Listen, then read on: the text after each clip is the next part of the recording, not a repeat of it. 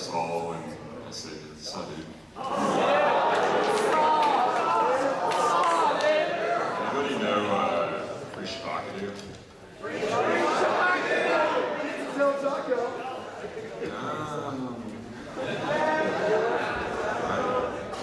So I get the honor of introducing tonight's guest speaker. His name is Clint Usher, and Clint is originally from Birmingham, Alabama. He graduated high school in 1990, and then Clint attended Samford University and earning a bachelor's degree in public administration with honors in 1994.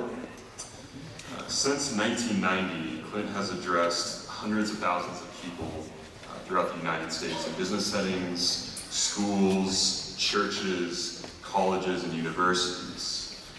He has been a featured speaker and been on staff at Alabama Boys State for 25 consecutive years. Clint has come from Alabama Boys State to Kansas Boys State this year. And please help me welcome, without further ado, Clint Usher.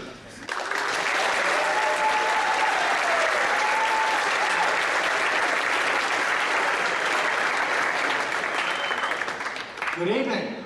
Good evening. Gentlemen, it is a pleasure to be with you this week. I cannot tell you how grateful I am to be received by Kansas Boys State. You've come from a different part of the country, you've come from a different program, but you guys have given grace and welcome in a first-class way from Sunday through now and over the week, and you have no idea how much I appreciate the warmth and courtesy that every one of you in this room have given me in our days together.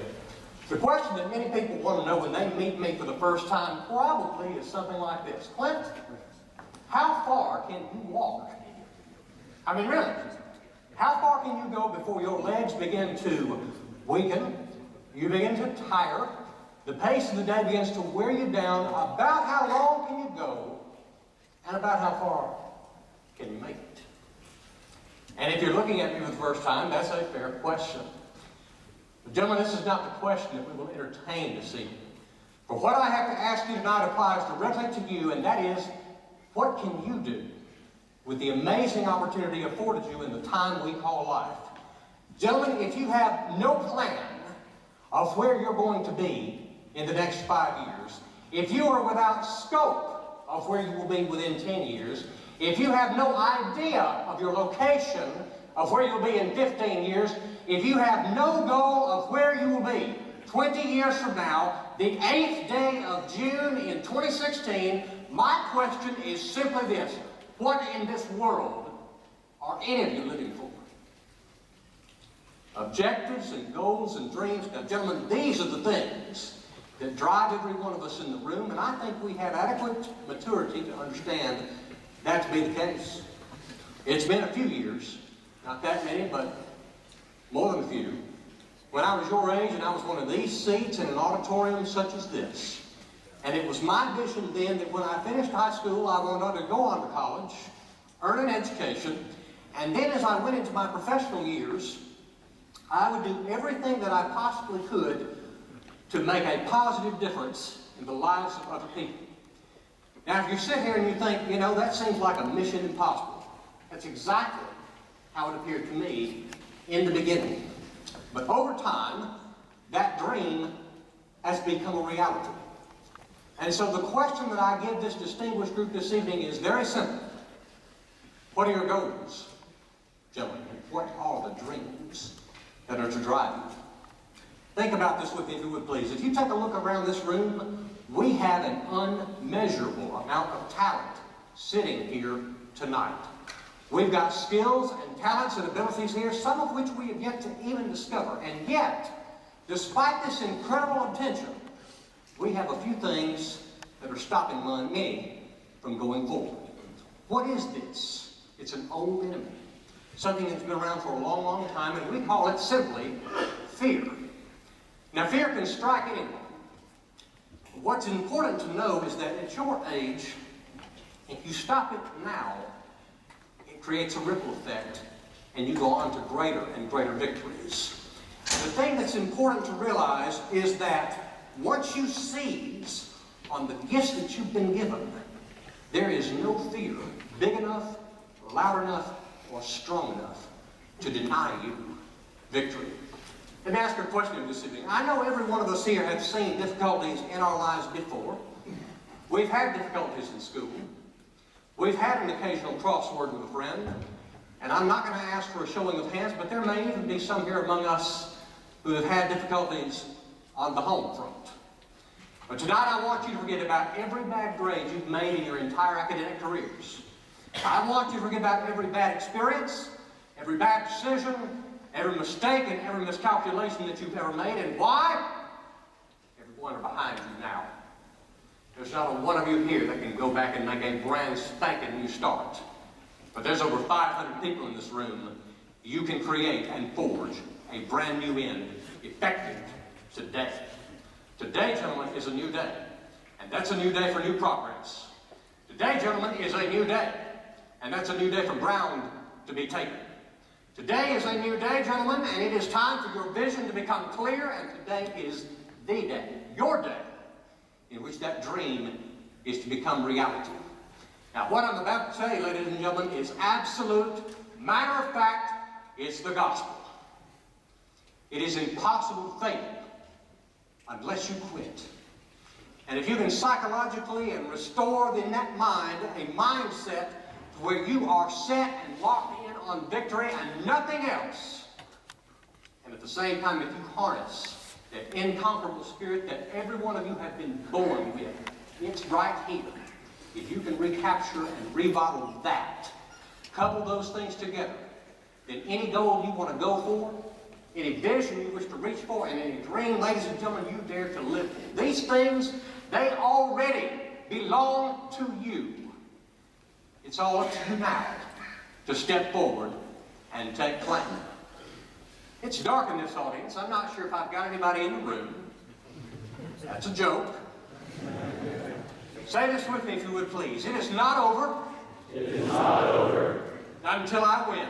Not until I win. It is not over. It is not over. Until I win. Until I win. Some of you may be like me and you worship at the Baptist church. It is not over. It is not over. Until I win. Until I win. Gentlemen, if you believe within the substance of that statement and within every God-given gift that you've been blessed with, then somewhere before me this evening are 500 people. Every single one of you here, you're champions. No one knows who he really is. They don't know where he'll show up next. And yet the citizens of Gotham City know that they have a protector. He's the Cape Crusader. He is armed with an arsenal of weaponry and a repertoire of acrobatics, and he's the legend that we call Batman, baby. You know what? You know what?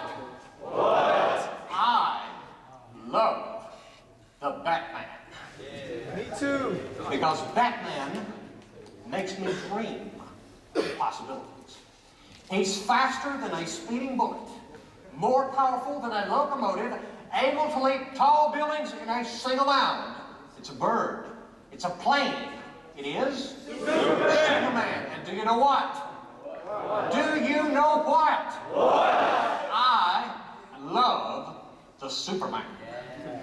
Because Superman makes me dream of possibilities. He climbs up walls. He's got an additional sensory system. He swings through the city on hand-spun threads. The enemies know him as the webhead. We know him as Spider-Man. You know what? What? Do you know what? What? I love the Spider-Man. Because the Spider-Man makes me dream of possibilities. Listen, when I was growing up, when I was younger, I wanted to be Batman. I wanted to be Superman. I wanted to be Spider-Man. I wanted to be Wonder Boy.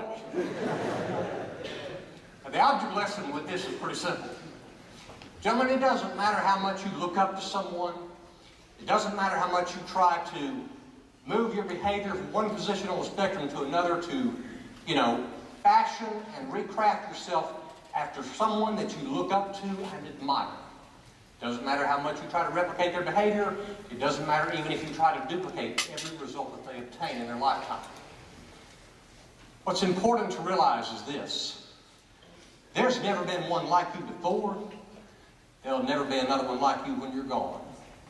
You've all been given and suited with a unique and unusual spectrum of greatness and capabilities. There is a mission, there is a purpose, and there is an end that is designed for every single one of you here, gentlemen, for you and only you to accomplish. It's time that you do an inventory and you look at what you've been given and what you've been blessed with, and you move forward with that towards an end. Clint, you're talking about dreams, you're talking about aspirational topics, and those are high thoughts. Can you give us an idea of something a little more on the ground? We can put our hands on it, and we can work it here and now today. I'll give that a try. Raise your hand if you'd like to learn how to make a straight A on every test that you take. Now here's the deal. It's every test, every quiz, every exam, every subject, every semester, every year. If you'd like to see how this is done, put your hands up. All right. Everybody in the room.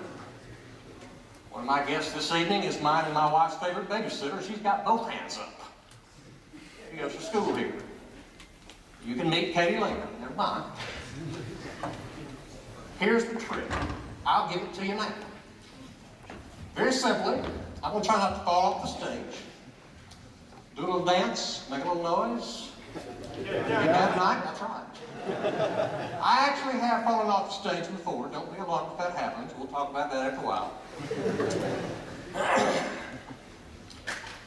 Whatever your purpose is, folks, I want you to get alone by yourself this evening, and I want you to start thinking in your own mind this 4.0.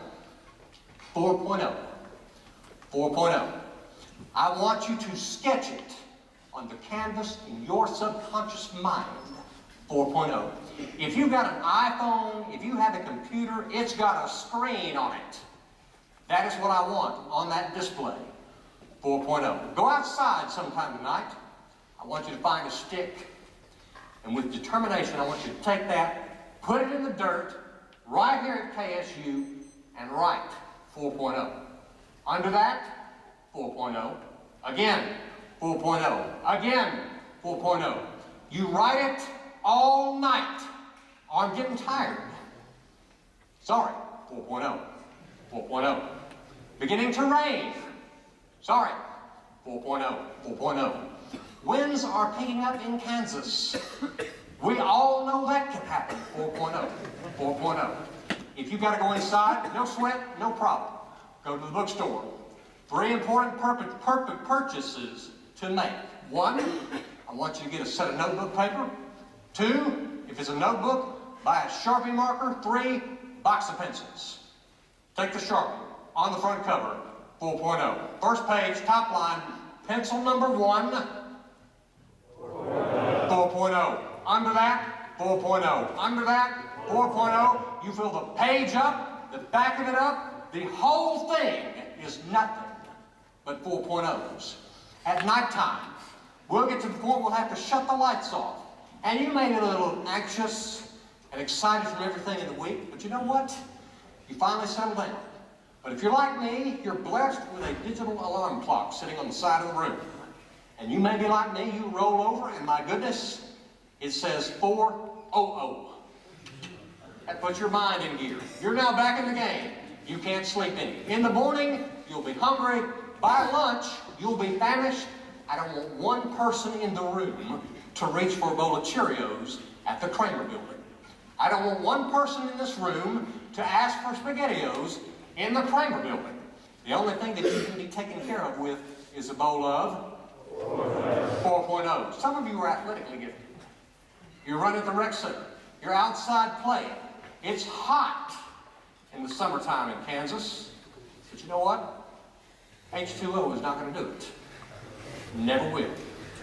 You've got to have an ice-cold glass full of. That's right, 4.0. Now, at the end of the week, on Friday, we will all be loading up in the automobile. We will be driving home. There is potentially 500 people in the room that have a young lady at the other end of the destination that are ready to see you when you get there. A couple of things to keep in mind. Go ahead and call and text and secure the date. You need to get that handled now. Number two, when you go pick her up, don't show up in a pair of blue jeans and a t-shirt. Show up in a full suit and a tie. And when you pick her up, you help her to the car, let her in, and fire off down the street. Now you need to be a gentleman. You need to get some candy for Sandy and buy some flowers for the hour because it's been a long week, okay? Take her to the most expensive restaurant you have in town, wherever that is. Send for the most expensive item on the menu, whatever it is. And the music is right, and the lights are low. And you and her begin to lock in, and you know that look. And you begin to move forward, twist your head, and just say, baby, I want you to know, I love 4.0. 4.0.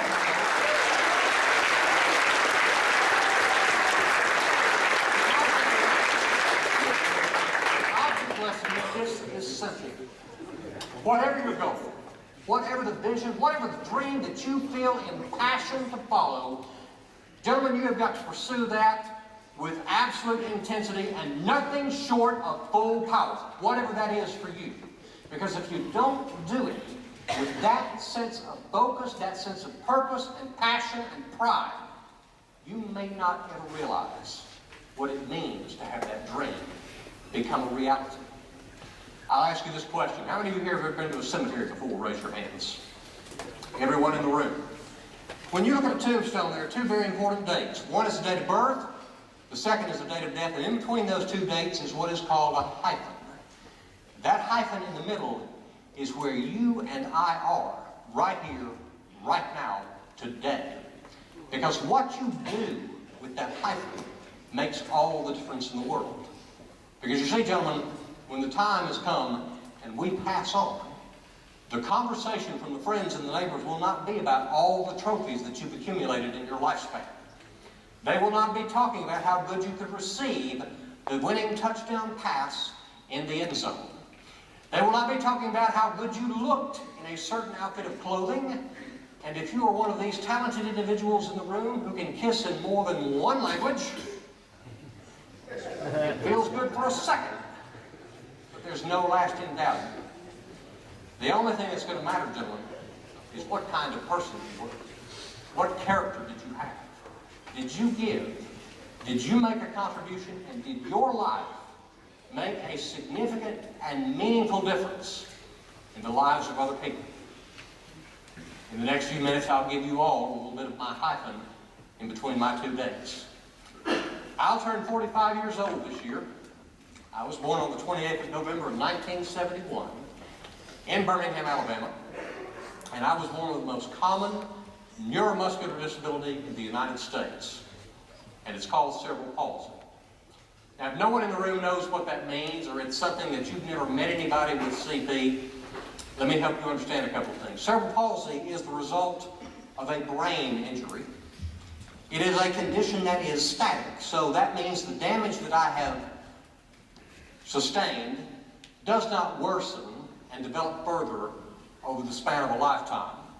Cerebral palsy is not something that is genetically transmitted. My wife and I have an 8-year-old son. He is all boy all the time. And Hampton is perfectly healthy. He is happy, and he's the brightest kid on the block. And I don't say that because I'm his dad. He just came that way in the package. And I don't have a problem with that. When I was a child, I had to wear knee-high mechanical leg braces. These were not fun shoes. Walking in them was next to impossible. I fell down a lot then. Some of you have seen me fall down this week. If you haven't, we've still got time. You'll probably see it before the end of the week. And that's okay. Happens all the time. This is my challenge. And this is the reality that I live with. It is part of that hyphen in the middle. A couple of lessons I've learned early in life. Number one, life doesn't always seem fun. And number two, life does not always seem fair. Now, on the fun side of things, I went to the public school system in Birmingham, Alabama. I was a Hillview Hawk. Great school, great friends. In fact, most of those that I knew from way back in the early 80s, we are still good friends today. Had a great time with them. But then we have the situation where life doesn't seem so fair. And that came for me in junior high school. Because the local high school that was a middle school at the time had one of those reputations to it. And if those kids didn't like you, it wouldn't take any time before they'd let you know it. So I thought, let me take a preventative approach. I don't want to be vexed every day, and you don't either. So I decided I would go to a different school in Birmingham, Alabama. It was classical in its educational format, and it had an artistic, creative wing. And if you do anything such as visual arts, dance, music, written composition, all those areas, they had a department and division for those things. And I took visual art. I haven't drawn anything since I got in high school, so it's been a while since I touched a paintbrush and a bottle of acrylics. But still, that's where I was. And I approached that period of years with great enthusiasm. But not one day went by that I was not embarrassed, humiliated, made fun of, and called about every name you can imagine in the book. You've probably heard most of these. They are classics. Crip, nerd, they called me a retard. We've heard them all. I'll give you one, though, that is brand spanking new to me. Guarantee you've never heard this one before. It's an original, it's a work of art. Crippled still skin. That's what they put on me. And for about a year and a half, every day I would hear from classmates, hey, crippled still skin, what's going on? Hey, get crippled still skin to look over here. We'll do this next. It was not fun. After a year and a half, I decided, you know what, I'm going to try to start pressuring Mom and Dad. I've got to get out of this situation. Did not want to go any further. And so in the middle of the 8th grade, I got transferred over to Bottenfield Junior High School. We were the Bengals over there. One of the best decisions I've ever made in a lifetime. Because the environment was one that I could thrive in. Folks, if you're in an environment that you are unable to thrive in, you've got to be in a position where you can change your trajectory, change your position, change the battlefield. You may take a lot of hits, but that doesn't mean you have to stand there and take a bunch of punches, okay? I got over to Bottenfield, and the football team and I were friends, all of us together. And they kind of gave me a blanket insurance policy. They said, Clint, nobody's going to bother you. If they do, let us know. I wanted somebody to mess with me then. I'm out behind a school bus one morning. Kid I'd never met before. He's got a cast on him. And I took karate at the time, believe it or not. I was within about a year of testing for a first-degree black belt when I had this experience. And he came up to me and said, hey, you're practicing karate. I said, yeah, so what? And he pushes me down with his cast. I don't know the kid. So I get up. He does it again. Get up. School bell rings. We go through our normal routine day. I told my friends who played football at Bottenfield. They're all big. By the end of the week, he came back to school after an early checkout one day. He had a cast on the other arm. No idea what happened. I can speculate, probably get it right though. 1987, I walked out of Bottenfield, and it was pretty clear where I'd be going to high school. All of my family had finished at minor, and so it was time for me to be a minor tiger. Minor is a 6A school in Birmingham. We probably have 1,300 students on that campus now. It would have been about the same when I was there then. On the first day on the new campus, you've got a couple of things that you're worried about. You don't know where anything is. You're lost on campus. That's how I feel this week at K-State. Got a bunch of folks here in yellow shirts, blue shirts, marine shirts. You guys are impressive navigators who can help a guy move around who doesn't know his way. So thank you for being the directional assistance that the new guy needs. But on the first day, I began to ask myself, Clint, you know, it's not going to be very long before you enter what Mom and Dad call the real world. So I posed this question. How many of you here have had the real world discussion with your parents? Raise your hands. Quite a few. If you haven't, it's on the way. It's going to come. And so on the first day of 10th grade, I thought, I've got to start thinking forward. And it's like a chess game. If even you play chess, it's won best when you think 7 moves beyond where you are at the moment. And I began to plan. I began to think. I began to take some action steps. I began to dream of what in the world I could do when the real world came. After 3 years at Minor High School, I walked across the stage, took a hold of an advanced academic diploma, and that thing had my name on it. I was a member of the National Honor Society, National Vocational Honor Society, Who's Who among American high school students of America, outstanding high school students of America, and like every one of you here, in the summer before my senior year, I got to go to the American Legion Boys State program. Had a blast. Our size in 1989 was about what yours is today. We've got great friendships that I've known ever since then. Some of us have served on the staff together now for more than 25 years on that program. It's good to be here in the Kansas area and take a look at what you guys do. But you know what? I got elected to office. I got involved. I ran hard. And I got elected to the Attorney General's office by a landslide in 1989. Went back to Minor High School, wrapped up the senior year, got the Protein Award. The Protein Award is a special program given to someone who is a manager of change. You do what I do for a living. Before I retired, you see a lot of change in the securities industry. I was selected Mr. Minor of Minor High School 1989-90.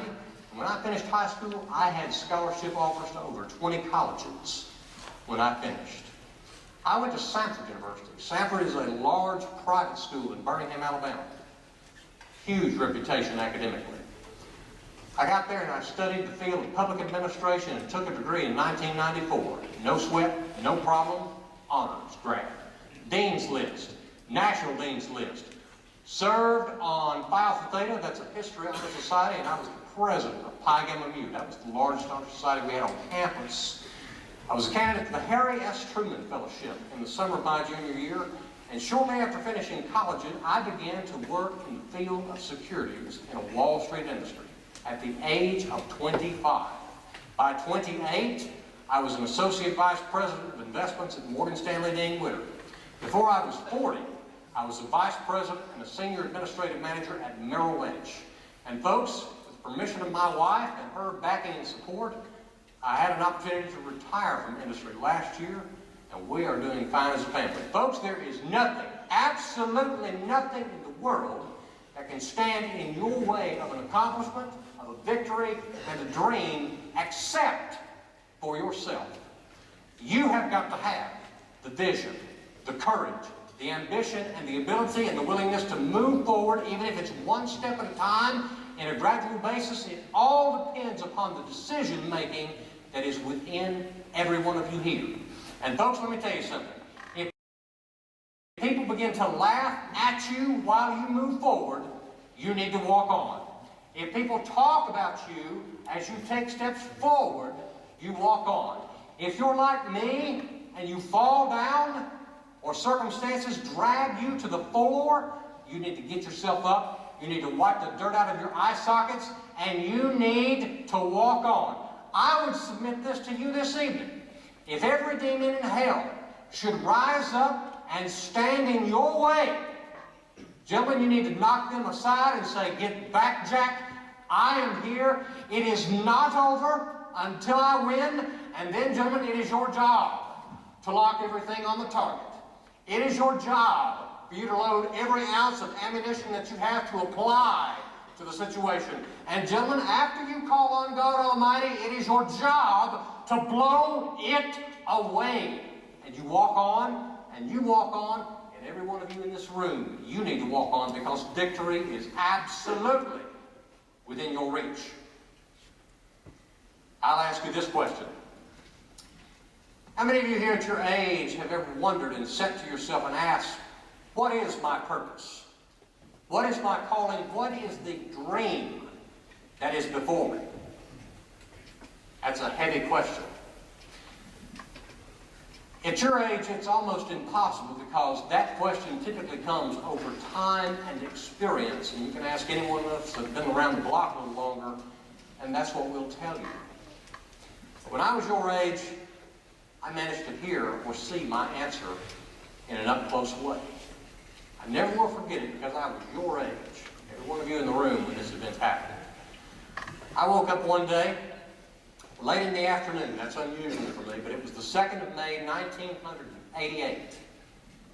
And I woke up lying down horizontal on an operating table in Baton Rouge, Louisiana. I had just received a major spinal cord operation, something called a lumbar rhizotomy. And what that meant was, when the doctor finishes, I, at the age of 16, have to learn to walk all over again with muscles that have never been used before in all of my lifetime. Gentlemen, if you think you've had difficulties to deal with, if you've met unbelievable challenge, I hear you. I know what it feels like. Paralysis, it's a big one. And so the question to me then was, Clint, you only have one of two choices. There's you and there is that competition. And you've got to handle it in every way that you possibly can. On that day, the two choices were these.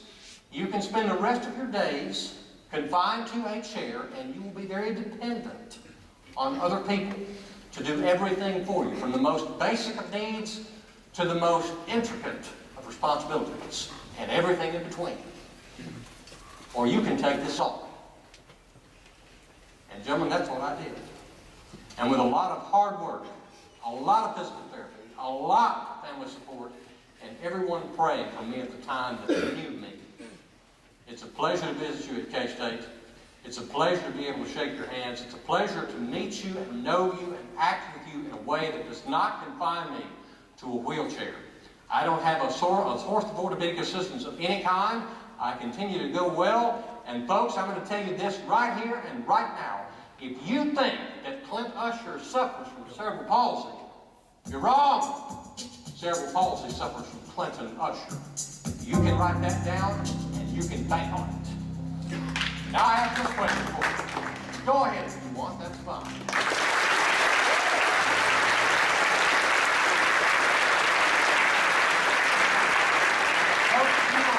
Incredibly important part of your lifespan. It is the hyphen in the middle that is going to make all the difference in your lifetime and in the world. What you do as far as decision making, planning, and action steps, that is going to be your chance and your choice to know what the sense of victory is. And only you can do that. And I want to take a minute tonight and just let you know that if Clint Usher can do it, you can do it too. Because in this land of freedom and opportunity, there is no one, there is nowhere, there is no way to stop you from reaching victory. All of those who said that the kid with the bad legs, he'll never make it, he doesn't have a chance, he won't have a prayer. Every single one of them have been proven to be wrong. And folks, I want to just take a few minutes tonight and let every one of you know that it is up to you to reach that point of victory. For all of you who thought that you couldn't do it before, I'm here to tell you today that you can. And these times when we face great challenge, I wanted to tell all of you winners, all of your champions, all of your somebody specials, and every single one of you who are top guns in your own right, that if Triple Stillskin can do this, folks, you've got 500 in the room. You can all do it too. It's been a blast, friends. I thank you for your time this evening. Have a great rest of the week. May God bless every one of you.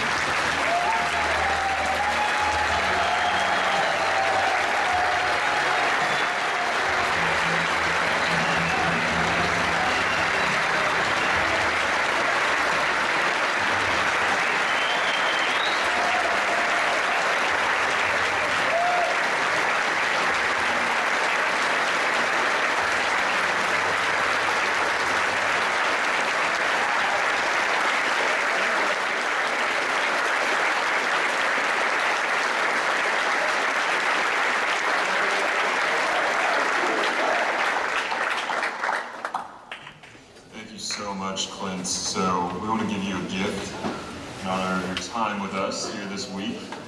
You guys guess what we got him?